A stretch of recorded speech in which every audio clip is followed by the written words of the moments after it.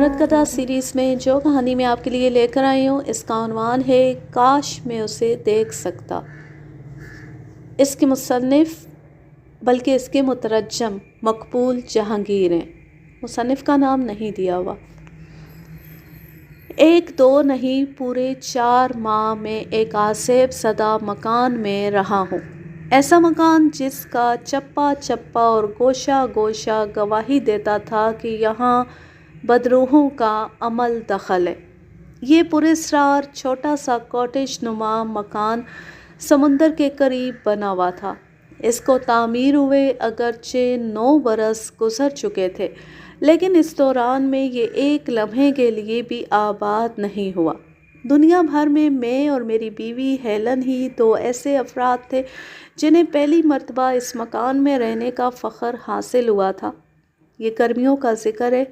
مجھے ان دنوں ایک کتاب جلد از جلد مکمل کر کے پبلشر کے حوالے کرنی تھی اور یہ کام فرصت اور سکون کے لمحات چاہتا تھا۔ میں نے جب سمندر کے کنارے بنے ہوئے اس الگ تھلگ خوبصورت آرام دہ مکان کا ذکر سنا تو اسے کرائے پر لینے کے لیے فوراً آمادہ ہو گیا، اگرچہ مجھے یہ بتا دیا گیا تھا کہ یہ آسیب زدہ ہے، لیکن میں ایسی واہیات باتوں کی پرواہ کرنے میں وقت ضائع نہیں کیا کرتا۔ اس مکان میں آنے کے بعد پہلی رات کا ذکر ہے، میری بیوی سونے کے لیے اپنی خوابگاہ میں جا چکی تھی۔ مجھے چونکہ کام کرنا تھا اس لیے میں اپنی میز ہی پر بیٹھا رہا۔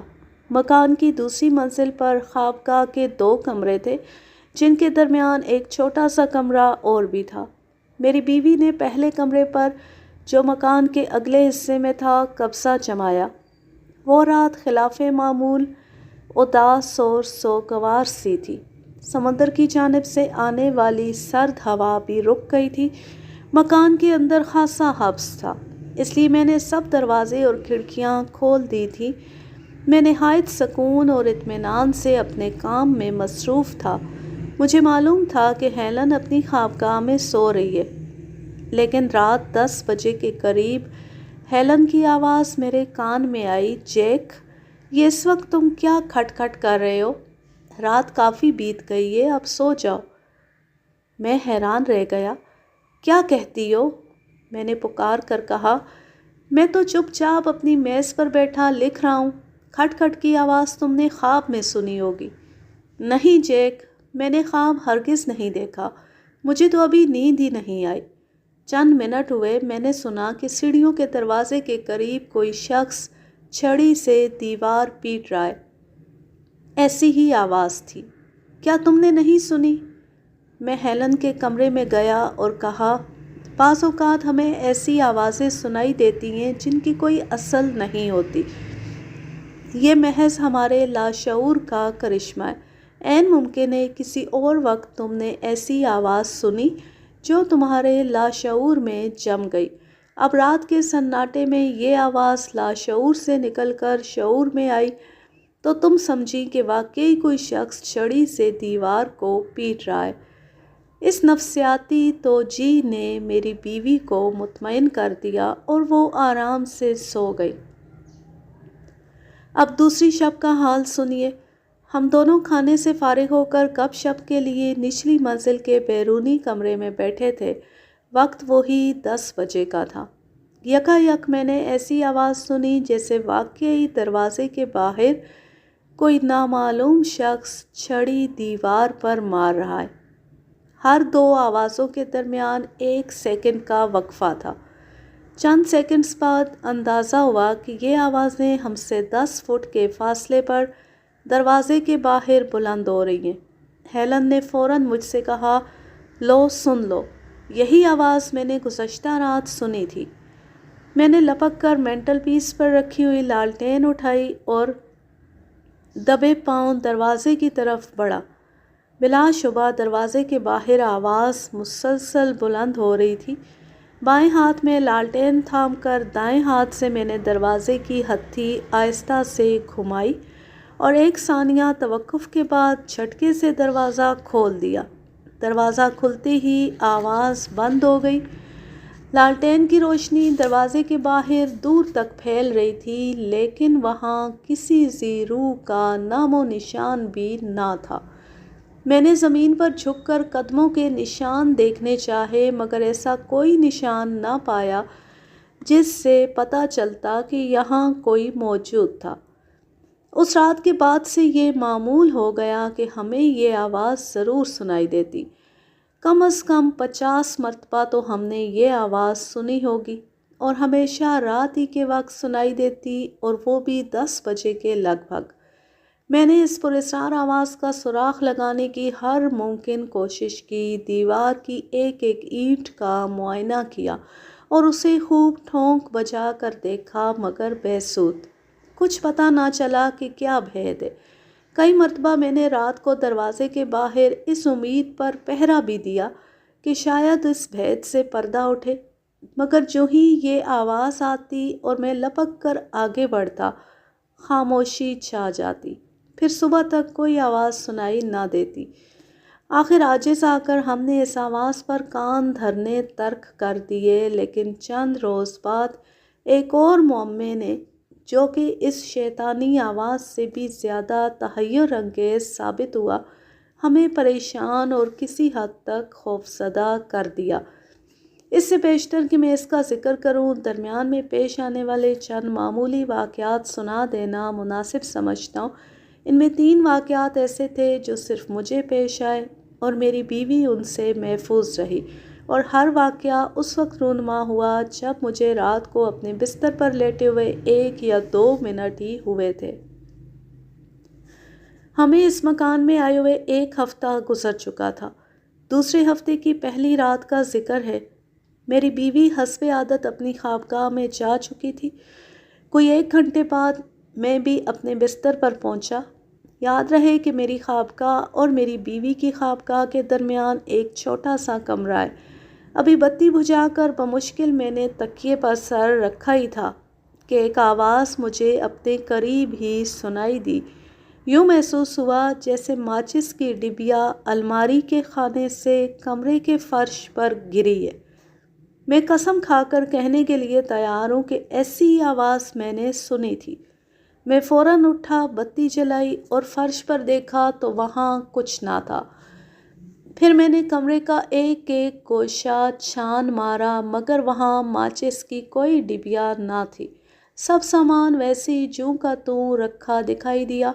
برابر کے کمرے کا فرش بھی دیکھا بھالا، مگر ماچس کی ڈبیا ہوتی تو نظر آتی۔ دوسری رات اسی طرح کا ایک اور حادثہ، میں اسے حادثہ ہی کہوں گا، پیش آیا۔ میں بستر پر لیٹ چکا تھا، کیا سنتا ہوں کہ اخباری کاغذ کا ایک ٹکڑا کمرے کے فرش پر ادھر ادھر عجیب طرح سے آواز پیدا کرتا ہوا اڑ رہا ہے۔ میں کان لگائے سنتا رہا۔ بلا شبہ کاغذ کا کوئی پرزہ ہی تھا جو سرسراہٹ کی سی آواز میں رقص کر رہا تھا۔ میں نے آنکھیں پھاڑ پھاڑ کر کمرے میں دیکھا، مگر مجھے کاغذ کا یہ پرزہ دکھائی نہیں دیا، حالانکہ آواز معمولی وقفوں کے بعد مسلسل سنائی دے رہی تھی۔ میں نے جو ہی بتی جلائی، یہ آواز تھم گئی۔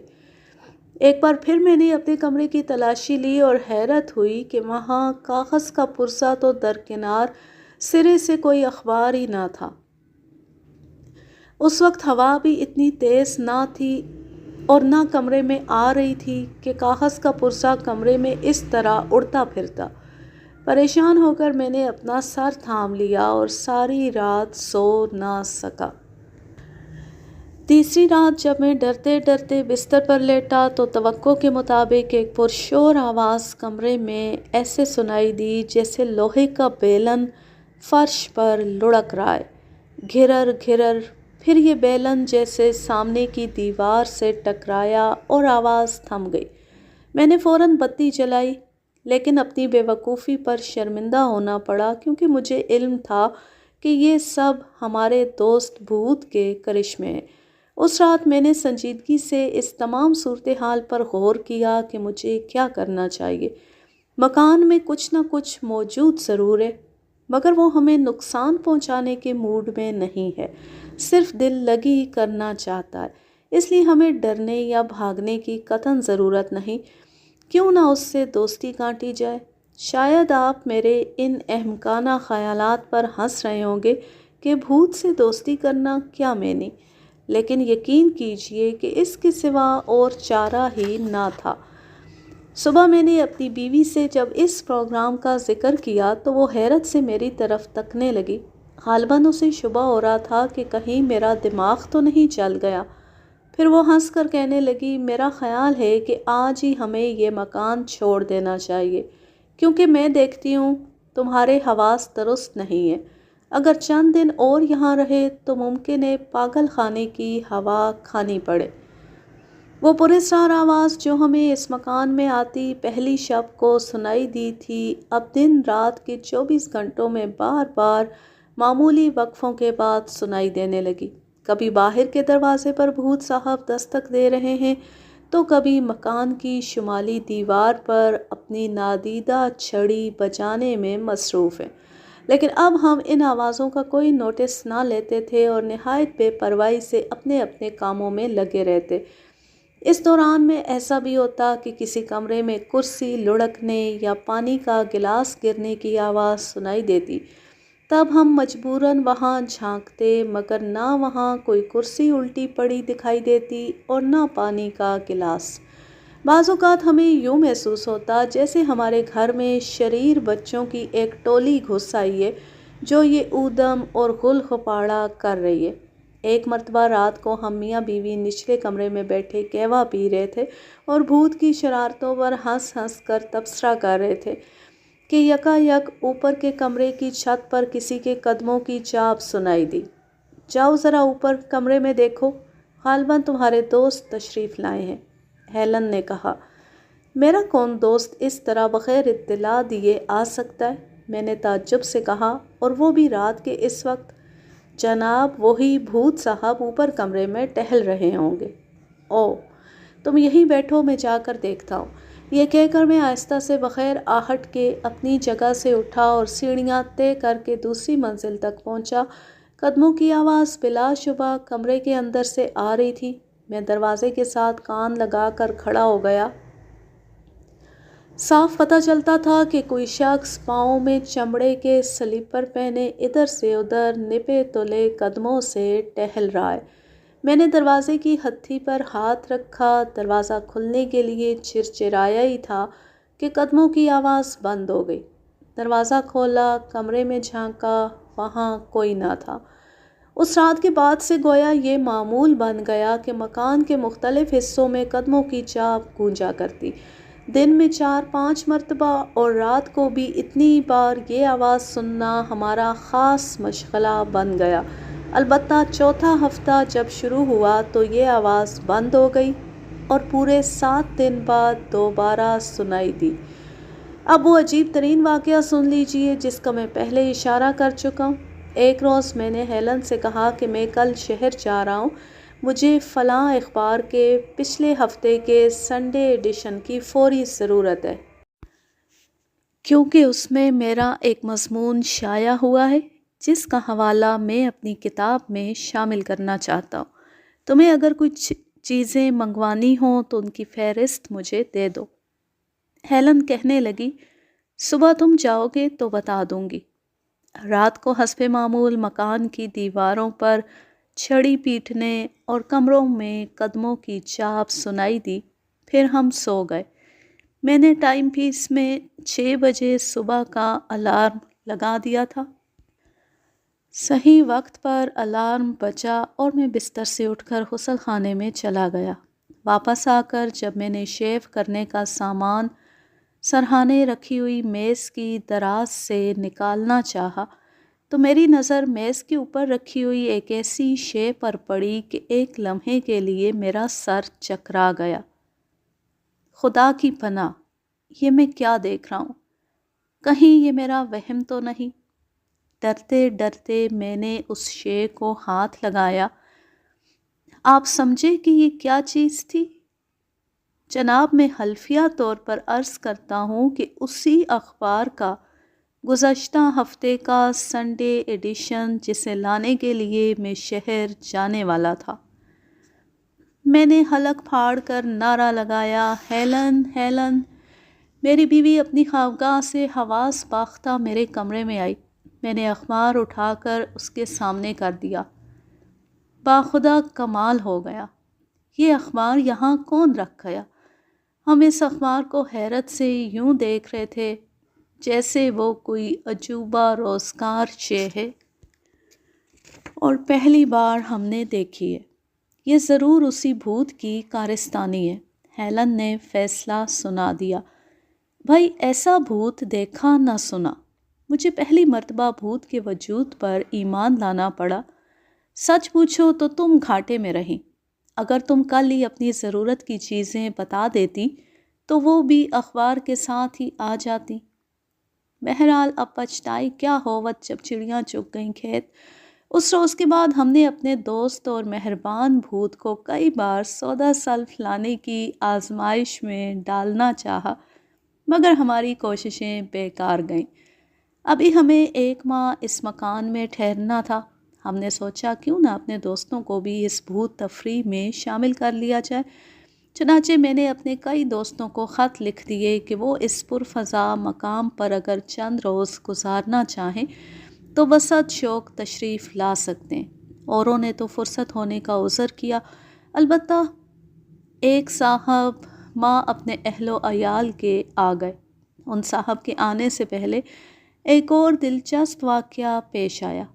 اوپر کا کام کاج کرنے اور مکان کی صفائی وغیرہ کے لیے ایک بوڑھی عورت جسے ہم جیکی کہتے تھے صبح شام آیا کرتی تھی۔